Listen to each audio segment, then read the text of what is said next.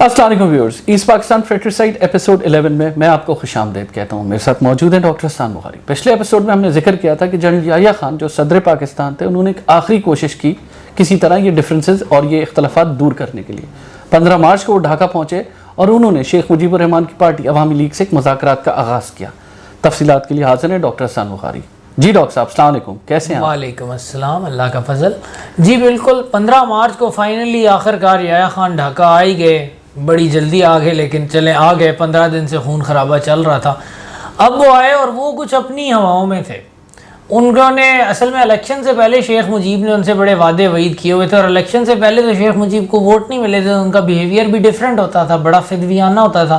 اب تو یہ شیخ مجیب بنگالیوں کے مسلمہ لیڈر تھے، تو پہلے تو وہ لینڈ کرتے ہی آئے اور انہوں نے کہا اپنے آفسر سے، جنرل ٹکا خان تھے جو کہ جنرل یعقوب کی جگہ آئے تھے، وہ اب گورنر تھے، اس کے علاوہ جنرل خادم راجہ جو ٹروپس کی کمانڈ کر رہے تھے، جنرل فرمان علی، ان سب لوگوں کا میں مجیب کو فکس کر دوں گا، میں اسے دوپہر کے کھانے کا بھی نہیں پوچھوں گا۔ جب ملاقات ہوئی تو انہیں اندازہ ہوا کہ یہاں تو پانی کچھ سر سے اونچا ہو رہا ہے، عوامی لیگ کی کچھ ڈیمانڈز ہیں، وہ بڑی مکمل پروونشل اٹانومی چاہ رہے ہیں ایٹ لیسٹ، اور انہیں جو ہے وہ مجیب کی باتوں سے کچھ ایسا بھی لگا کہ شاید یہ شخص علیحدگی پر ہی آمادہ ہے۔ تو اس ملاقات کے بعد انہوں نے آ کر ایک بالکل ڈیفرنٹ پکچر پینٹ کی، اور انہوں نے کہا کہ نہیں، شیخ مجیب تو جی گڑبڑ کر رہا ہے اور آپ تیار رہیں۔ یہ بات انہوں نے ٹکا خان کو کہی۔ ٹکا خان نے پھر آگے جنرل خادم راجہ اور جنرل فرمان علی کو آرڈر کیا کہ آپ ایک ملٹری آپریشن کا بھی پلان تیار کریں، ہمیں اس کی ضرورت پڑ سکتی ہے۔ انٹرسٹنگلی یہ سارے آفسرز خلاف تھے ملٹری آپریشنز کے، ان کا خیال تھا کہ ملٹری آپریشن کا فائدہ نہیں ہوگا، لیکن ایز پروفیشنل سولجرز پھر انہوں نے وہ پلان تیار کیا۔ 18 مارچ کو جنرل راؤ فرمان علی اور جنرل خادم راجہ نے چند گھنٹے میں بیٹھ کر ایک ہی نشست میں وہ پلان تیار کیا۔ پلان بھی مطلب تیار تھا؟ پلان تیار ہو گیا، لیکن اس میں یہ باتیں جو بعد میں بنگالیوں نے کچھ لکھی، رچرڈ سیسوں اور روز نے بھی اپنی کتاب میں لکھا ہے کہ یہ نہیں کہا گیا تھا کہ اس پلان پر عمل کیا جائے گا، لیکن بس اس کو ریڈی کر لیا گیا۔ لیکن اس کے بعد فضا کچھ خوشگوار ہونا شروع ہو گئی۔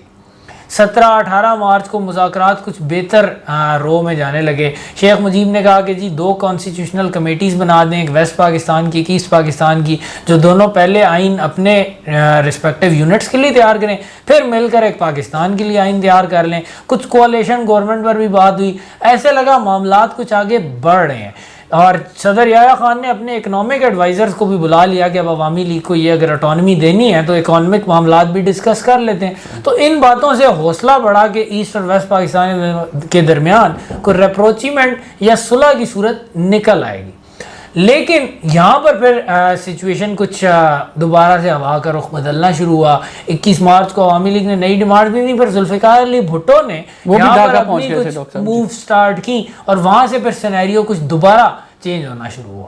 ڈاکٹر صاحب، 21 مارچ کو جب ذوالفقار علی بھٹو بھی ڈھاکہ پہنچ گئے تھے اور انہوں نے کچھ نئے مطالبات بھی رکھے ہوئے تھے، تو کچھ ٹوسٹ آنا شروع ہو گیا تھا، لگ رہا تھا چیزیں حل ہو جائیں گی، سارے لوگ سر جوڑ کر بیٹھ چکے ہیں، بات چیت ہو رہی ہے، تو کیا ایسی کامیابی ملی؟ نہیں، اب بہت ڈیٹیل میں نہیں جاتے کیونکہ وہ کانسٹیٹیوشنل لاء کی ان بحثوں میں پھر قارئین بہت زیادہ بور بھی ہوں گے۔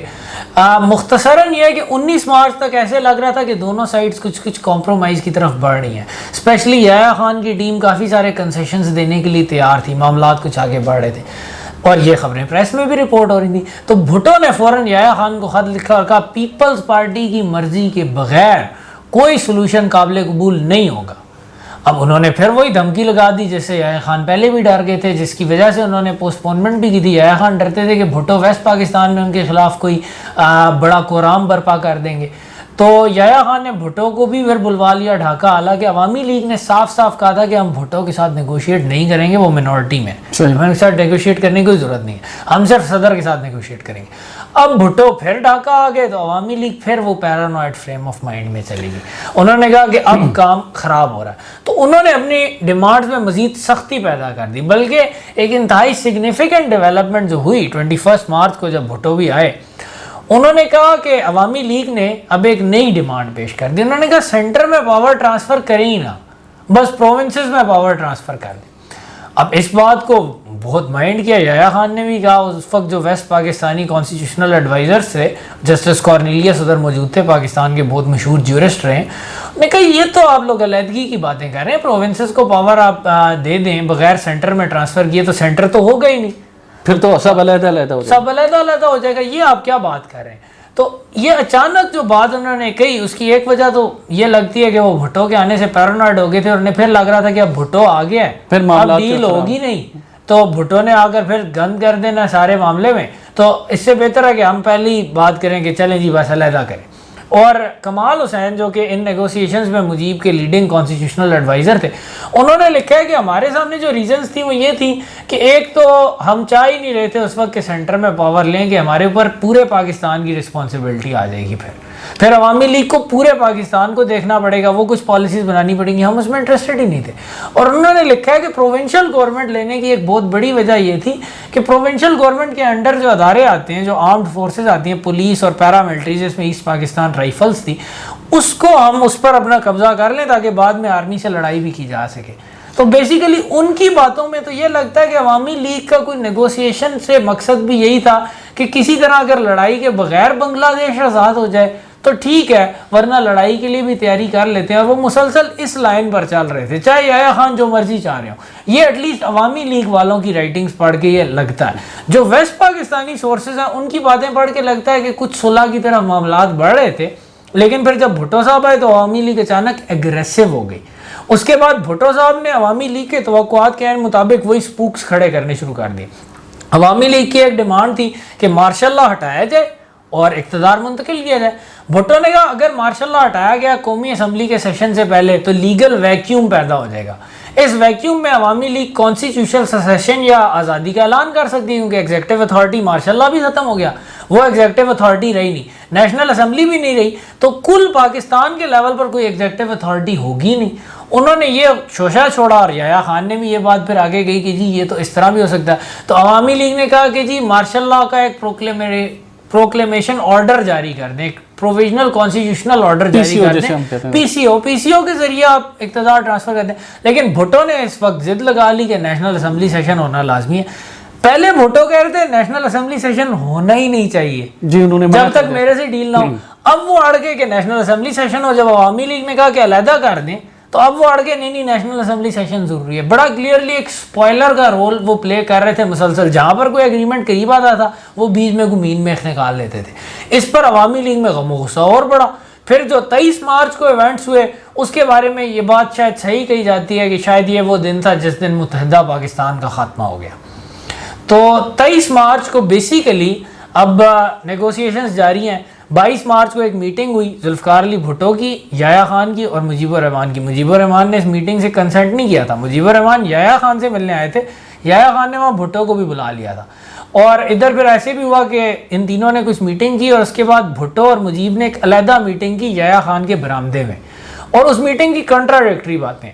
عوامی لیگی سورسز کہتے ہیں کہ بھٹو نے مجیب کو کہا کہ تمہیں تو کبھی گورنمنٹ نہیں دے گی آرمی, تو تم میرے ساتھ کوئی ڈیل کرو ورنہ تمہیں گورنمنٹ نہیں ملے گی.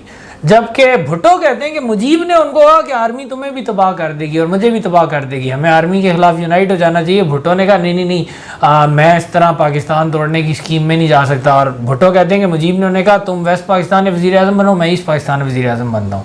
بھٹو نے کہا میں نے انکار کر دیا. دونوں اپوزٹ باتیں, سچ کون بول رہا ہے یہ تو اللہ تعالیٰ ہی جانتا ہے. بہرحال وہ میٹنگ بھی ناکام ہو گئی, کوئی اس میں جو پیش رفت آگے بڑھ رہی تھی وہ چلی نہیں. اور 23 مارچ کو عوامی لیگ نے پھر نیلے پہ دہلا مار دیا. سب سے پہلے تو یہ یعنی یوم پاکستان ہے, پاکستان کا ایک نیشنل ہالیڈے ہے, ابھی بھی ہر جگہ پرچم لہرائے جاتے ہیں, لوگ اس کو سیلیبریٹ کرتے ہیں. عوامی لیگ کے زیر اثر ڈھاکہ میں پاکستان کا پرچم کہیں بھی لہرایا نہیں گیا بلکہ اس کو جلایا گیا. ہزاروں کی تعداد میں قائد اعظم کی تصاویر اور پاکستان کے پرچم نظر آتش کیے گئے, ان کو پیروں تلے روندا گیا, اس کی ہر طرح سے بے حرمتی کی گئی. اور یہ ایک سورس نہیں, یہ ہر سورس نے اس بات کو مینشن کیا کہ ایک آرگنائز طریقے سے پاکستان کے نیشنل سمبلز کی توہین کی گئی, جبکہ نہ کوئی ملٹری آپریشن شروع ہوا تھا, اس وقت نیگوسیشنز چل رہی تھی. لیکن ڈاکٹر صاحب یہ بھی تو لگتا ہے کہ اتنی ڈیلے کرنا, اتنی باتیں کرنا, بھٹو صاحب کو اتنی امپورٹنس دینا, اور وہ جوکروں والی حرکتیں کر رہے تھے. نہیں, that's the point. Yahya Khan Bhutto کو اہل وائے بنا رہے تھے کہ کسی طرح اپنے اقتدار کو طول دیں, وہی پرانی سکیم. پھر یحییٰ خان بھٹو سے ڈرے ہوئے بھی بہت تھے. ان کو یہ ڈر تھا کہ بھٹو کے کچھ جرنیلوں کے ساتھ تعلقات بھی ہیں, بھٹو ان کو اڑوا دیں گے یا ان کے خلاف ایک تحریک برپا کر دیں گے, تو وہ بھٹو کی ہر جائز و ناجائز بات مانتے رہے. بھٹو صاحب کو یہ اسپوائلر کا رول یحییٰ خان صاحب نے دیا, یہ ان کی رسپانسبلٹی تھی, ان کی یہ بہت بری طریقے سے نااہلی جو کہ پاکستان ٹوٹنے میں بڑی اہم ثابت ہوئی.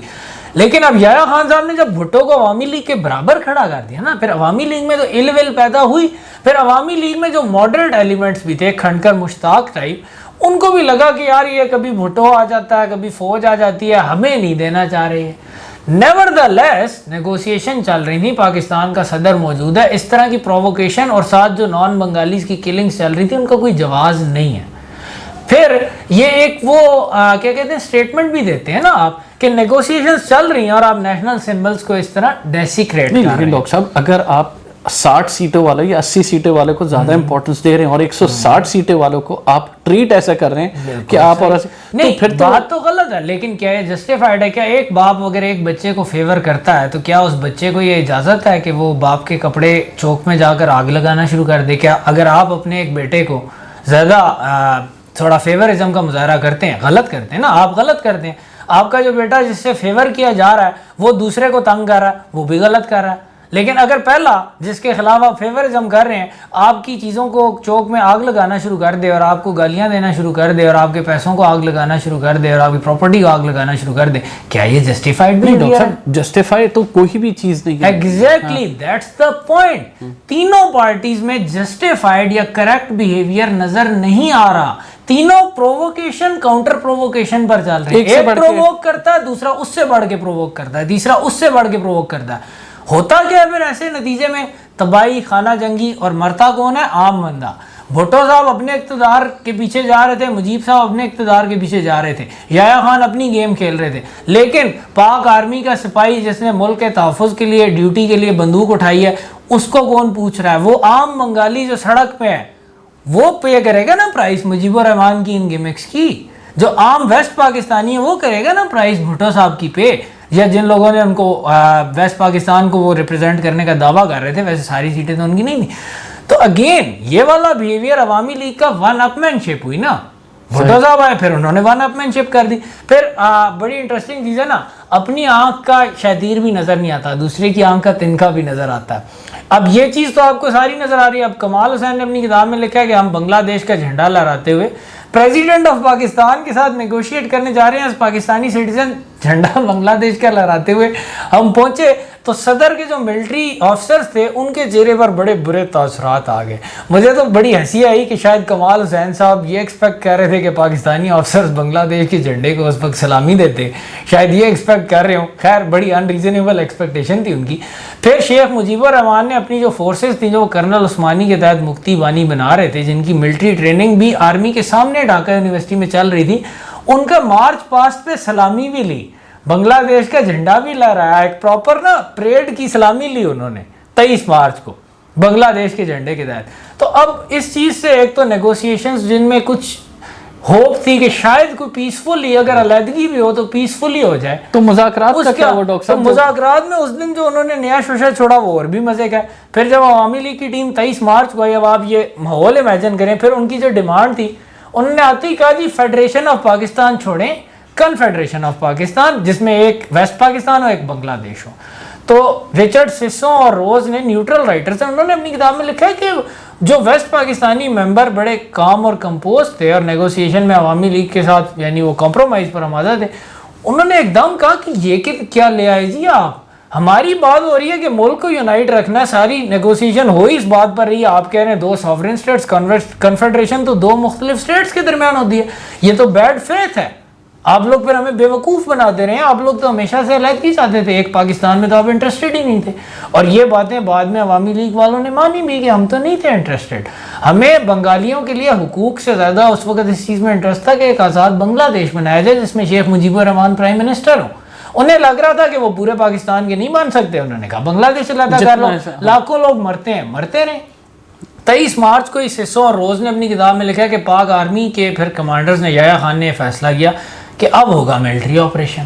مطلب وہ پلان بی چل پڑا, پلان بی اب چل پڑا. اب یہ بات بھی ایسی ہے کہ اب وہ کہتے ہیں نا سر پیٹنے کو دل جاتا ہے. عوامی لیگ نے ون اپ مین شپ کی نا, اب آپ مزید ون اپ مین شپ پر آ گئے ہیں. ملٹری آپریشن سب نے بتایا کہ it can not be successful, east Pakistan base से दूर है। इंडिया ने पहली ओवर फ्लाइट्स बंद की हुई थी, हमारी सारी फ्लाइट श्रीलंका के रास्ते घूमकर 2 घंटे की फ्लाइट की जगह 6 घंटे की फ्लाइट पर आ रही थी। फौजी ऑपरेशन को हंसी खेल नहीं होता, फौज की लॉजिस्टिक्स कौन सपोर्ट करेगा, बागी को नॉर्मल शहरी से अलहदा कैसे करेंगे। फिर ईस्ट पाकिस्तान में रिजेंटमेंट भी थी, उस पे कमाल मतीनुद्दीन साहब ने तो अपनी किताब में बिल्कुल सही लिखा है कि जब हालात इस नहज पर पहुंच गए थे, मिलिट्री ऑपरेशन की बजाय याया खान को चाहिए था ठीक है आप कन्फेडरेशन चाहते हैं, फिर अलहदगी चाहते हैं, इस पर रेफरेंडम कराएं, रेफरेंडम वो जीतते तो बस ठीक है भाइयों की तरह हाथ मिलाकर अलहदा हो जाते। लेकिन याया खान ने ये क्रिमिनल नेग्लिजेंस है कि एक फौजी जर्नल, एक फौजी कमांडर एक ऐसे ऑपरेशन में अपनी फौज को डाले जिसमें मुल्क के सिटीजन का भी कत्लेआम हो, जिसमें फौज भी सफर करे, जिसमें आपको एंड पे डिफीट भी हो। Criminal negligence. अगेन आप देख रहे हैं ना, एक कारनामा करता है, दूसरा उससे बड़ा कारनामा करता है, तीसरा उससे बड़ा कारनामा करता है। बड़े अलमिये ऐसे ही होते हैं, कोई बेकसूर उनमें अक्सर नहीं होता, हर तरफ से बैड फेथ, बेईमानी, इक़्तिदार परस्ती, उसका नतीजा फिर सामने प्राइस पे की लाखों लोगों ने। और खुश रहे वो गुंडे जिनको लूट मार का लाइसेंस मिल गया या जिनको जराइम का लाइसेंस मिल गया, चाहे वो वेस्ट पाकिस्तानी थे, चाहे वो बिहारी थे, चाहे वो बंगाली थे। हर जगह बुरे आदमी का पल्ला भारी हुआ ना, जब बुरे आदमी का पल्ला भारी हो फिर बुराई ही होती है। डॉक्टर साहब, एक अहम सवाल इस तमाम तज्ज़िये से निकलता है कि तीनों लोग जिसमें शेख मुजीबुर रहमान, जनरल याहिया खान और जुल्फ़िकार अली भुट्टो साहब मुज़ाकरात की मेज़ पर बैठे थे, तो कोई ना कोई रास्ता तो निकलता हुआ नजर आता, ये नाकामी की तरफ ही क्यों चले गए? देखिए बैड फेथ तो नजर आ रहा है ना तीनों एक्टर्स का। अब आप तीनों एक्टर्स को इंडिविजुअली लें। याहिया खान ने मिलिट्री ऑप्शन को रियलिस्टिक समझा, जबकि वो रियलिस्टिक ऑप्शन नहीं था। उनका हाल था बंगाली हैं बस ऐसे ही हो जाएगा, कैसे हो जाएगा, इंडिया भी उनकी सपोर्ट कर रहा था। फिर जो है आपको पूरी दुनिया में बैड प्रेस मिल रहा है कि आप एक मिलिट्री डिक्टेटर हैं।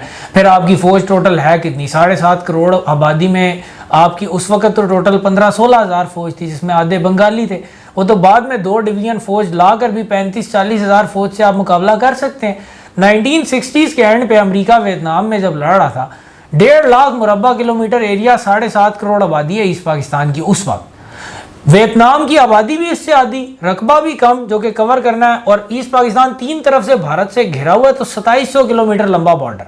वियतनाम का बॉर्डर भी कम है जिससे इन्फिल्ट्रेशन को अमेरिका ने रोकना है। अमेरिका ने लाखों फौजी वियतनाम में भेजे, दुनिया की सबसे बड़ी सुपर पावर, बेहतरीन असला, हर फौजी को जख्मी को इवैक्यूएशन के लिए हेली भी मिलता है। इतने ज्यादा 50,000 कैजुअल्टीज या 70,000 कैजुअल्टीज। लेकिन अमेरिका भी हार गया उधर, और वियतनाम वॉर उस वक्त सारी दुनिया को पता चल रहा था कि अमेरिका हार रहा है। आपको वो समझ नहीं आई कि ये काम नहीं हो सकता, आप क्यों अपने बंदों पर खून खराबा करते हैं। अगर अवामी लीग अलहदगी पर तुली हुई है और वो इलेक्शन जीती है तो बस ठीक है, फिर रेफरेंडम कराएं, अपनी ईगो के ऊपर लोगों को मारना है क्या? क्रिमिनल नेग्लिजेंस, फांसी बनती है इस पर। एक मिलिट्री जर्नल की क्रिमिनल नेग्लिजेंस पर उसने अपनी फौज को खतरे में डाला, उसने अपनी कौम को खतरे में डाला, लाखों लोग मरे, या जो भी एस्टिमेट्स हैं उसमें डिफरेंट फिगर्स हैं, लेकिन लोग मरे, बंगाली भी मरे, नॉन बंगाली भी मरे। उस पर जिम्मेदारी है, उसने सदारत का ओहदा क्यों उठाया था। दूसरे साहब की तरफ आ जाते हैं, मुजीबुर रहमान साहब अपना वो सोनार बंगला बना रहे थे, बांग्लादेश बना रहे थे, जो भी बना रहे थे। उन्होंने समझा कि ये नेगोशिएशन करने आए, ये कमज़ोर हैं, ये बस ऐसी मेरी बात मान जाएंगे, मैंने डराऊंगा बस ये डर जाएंगे। उनका ख्याल था कि उन्होंने जो ये रैग टैग किस्म की पैरामिलिट्री मुक्ति बानी इस्टेब्लिश की है, और ईस्ट बंगाल की यूनिटों के अफसर से उनका रब्ता था, ईस्ट बंगाल रेजिमेंट की जो बंगाली अफसर्स पाक आर्मी में थे, वो बगावत करेंगे, चंद दिन में हम वेस्ट पाकिस्तानी आर्मी को भगा देंगे, और उसके बाद बस बांग्लादेश अपना सारा कुछ अपना, मिलिट्री विक्ट्री भी लेंगे। इनको ये चंद हज़ार तो हैं, क्या करेंगे, ये तो कर्फ्यू नहीं नाफिज कर सके। जैसे कि वो कहते हैं ना कि शेख मुजीब जब ट्रेनिंग करवा रहे थे तो एक पुराने उमर रसीदा बंगाली सियासतदान ने कहा, शेख साहब आप बच्चों वाली बातें करते हैं, ये लोग पाकिस्तान की प्रोफेशनल आर्मी से लड़ सकते हैं। तो शेख साहब ने कहा, जनाब गाँव की प्रोफेशनल फौज जो ढाका में 2 दिन कर्फ्यू नाफिज ना कर सकी, वो प्रोफेशनल फौज। तो इस तरह उन्होंने बहुत ज़्यादा एक जजमेंट की गलती की, वो अंधे हो गए थे इक़्तिदार के अंदर, उन्हें इक़्तिदार चाहिए था। उन्होंने कहा बस आर्मी से भी लड़ लेंगे, बंदे मरते हैं मरे। ये वाक़या सिद्दीक सालिक की किताब में मेंशन। तो उन्होंने ये स्टुपिडिटी से मुसलसल एंटी अप करते रहे, मुसलसल प्रोवोकेट करते रहे, मुसलसल उस लेवल पर मतलब नफरत को बढ़ाते रहे। इलेक्शन से पहले भी उनका यही काम था, बाद में भी यही काम था, बांग्लादेश बनाने के बाद भी उनका यही काम रहा। इसी वजह से 15 अगस्त 1975 को बंगालियों ने खुद उनको मार दिया। शायद पहली मिसाल है दुनिया की तारीख में कि मुल्क बनने के 4 साल बाद फाउंडिंग फादर इस तरह ब्रूटली अवाम उससे इतनी नफरत करना शुरू कर दी।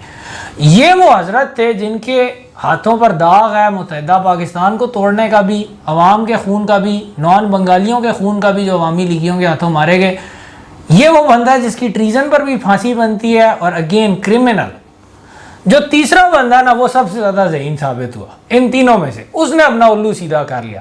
بھٹو صاحب کو پتا تھا کہ اگر کوئی پرامن انتقال اقتدار ہو گیا مجیب وزیر اعظم ہے، بھٹو کون؟ بھٹو صاحب کو یہ بھی پتا تھا کہ اگر پرامن طریقے سے ایسٹ اور ویسٹ پاکستان کی سپریشن بھی ہوگی نا تو ویسٹ پاکستان میں ایک ریئیکشن آئے گا کہ جی ملک ٹوٹ گیا ہے، پھر بھی ایسٹ پاکستان علیحدہ ہو گیا. اور اس وقت آرمی جو کہ ابھی پوزیشن آف پاور میں سارا کہے گی کہ بھٹو صاحب کی وجہ سے ٹوٹا ہے نا. یہ کہتا تھا ادھر تم ادھر ہم. اس نے کہا تھا کہ دونوں کو پاور دے دو، ہم دے رہے ہیں پھر دونوں کو پاور. تو بھٹو صاحب کو آرمی کے مقابلے میں ان کا ہینڈ بہت ویک پڑتا، اور ویسٹ پاکستان میں ان پر لان تان کی برسات ہوتی اور پروبیبلی آرمی ان کو بھی ہٹا دیتی. اس کے بعد انہیں پتا تھا وہ ابھی آرمی کے مقابلے میں کمزور ہیں. ان کے سامنے یہ راستہ تھا کہ کسی طرح آرمی عوامی لیگ سے ٹکرائے، عوامی لیگ بھی تباہ ہو، آرمی بھی ڈسکریڈٹ ہو. ملٹری آپریشن کامیاب ہونے کا تو ہر ذہین آدمی کو، پاک آرمی کے درجنوں افسر جو سارے ایسٹ پاکستان میں موجود کنٹینجنٹ، خادم راجہ، فرمان علی، یعقوب، ایڈمرل احسن، سب نے کہا تھا کہ I am sure Bhutto was intelligent enough to know. لیکن وہ مسلسل پش کرتے رہے. ملٹری آپریشن کی صبح بھی انہوں نے کہا اللہ کا شکر ہے پاکستان بچا لیا گیا. کون سا پاکستان بچ رہا تھا اس وقت؟ بھٹو کو بھی پتا تھا کہ ملٹری اور عوامی لیگ کا ایک میوچولی ڈسٹرکٹیو تصادم کے بغیر وہ اقتدار میں نہیں آ سکتے. انہوں نے اپنے کارڈ صحیح دیکھ رہے، انہوں نے اپنے کارڈ صحیح کھیلے. اپنے کارڈ کھیلنے کے چکر میں پاکستان تباہ ہو گیا، لوگ مرے، لوگوں کی عزتیں لوٹیں، پاک دنیا کی پہلی اسلامی نظریاتی ریاست کا کباڑہ ہو گیا. لیکن بھٹو صاحب وزیر اعظم پاکستان بن گئے. Mission accomplished. شکریہ ڈاکٹر صاحب. ویورز، آپ نے دیکھا کیسے ڈاکٹر صاحب نے انتہائی تفصیلی ایک تجزیہ دیا، اور بالآخر 25 مارچ 1971 کو ملٹری آپریشن بنگال میں شروع کر دیا گیا. مکتی بہانی تیار بیٹھی تھی، تمام لوگ اس معاملے کو ایک عجیب و غریب نگاہ سے دیکھ رہے تھے. اس کے بارے میں ذکر کریں گے اگلے ایپیسوڈ میں. دیکھتے رہیے ایسٹ پاکستان ٹریٹری سائٹ.